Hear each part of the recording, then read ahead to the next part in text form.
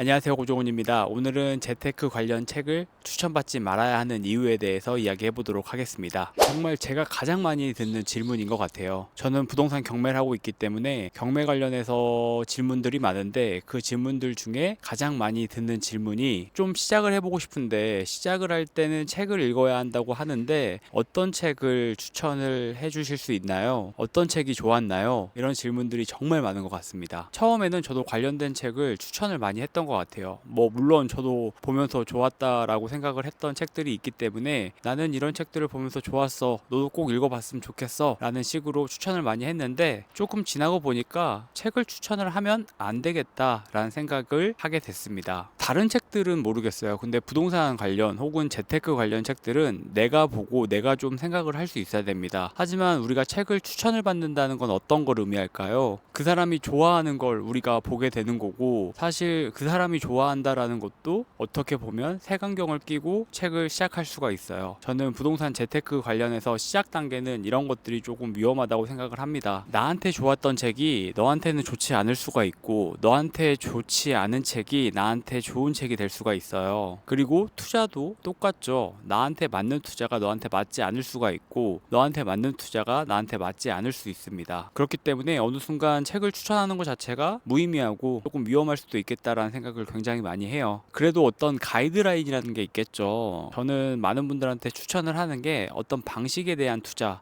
예를 들면 그런 책들이 있죠. 오피스텔 투자를 잘하는 법, 지방 아파트로 돈 버는 법, 소액 투자로 돈 버는 법, 이런 책들보다는 저는 사례 위주의 책들을 먼저 읽어보라고 항상 추천하고 말씀을 드리고 있습니다. 좀 진부할 수 있지만 그런 책들이 있잖아요. 나는 이렇게 힘들었지만 이런 식으로 해서 돈을 벌었다. 그런 책들이 생각보다 지금 처음 시작하는 단계라면 도움이 더 많이 될 수가 있습니다. 왜냐하면 그 상황과 지금 내 상황이 비슷하기 때문에 더 큰 도움을 받을 수가 있죠. 그럼 반대로 역설적으로 방법에 관련된 책들 같은 경우는 사실 그때 맞았던 게 지금 틀릴 수가 있고, 지금 틀린 게 그때 맞을 수가 있습니다. 투자에서는 다 각자 가지고 있는 상황이나 시드가 다르기 때문에 내 상황을 분명히 인지를 하고, 내 상황에서 어떻게 이 문제들을 해결해 나갈 수 있을까라는 생각을 하는 게 굉장히 중요하다고 생각을 합니다. 그 시작은 언제나 저는 책이라고 생각을 하고 있고, 책을 추천받기보다는 방법보다는 과정에 관련된 책들을 좀 읽어보세요. 저도 한 달에 경매책 같은 경우는 3권에서 4권 정도는 항상 읽어보려고 합니다. 그럼 항상 같은 이야기들이 써 있어요. 그럼 8명이 같은 얘기를 하지만 1명이나 2명이 다른 이야기를 할 때 거기서 얻는 아이디어를 얻을 수가 있고,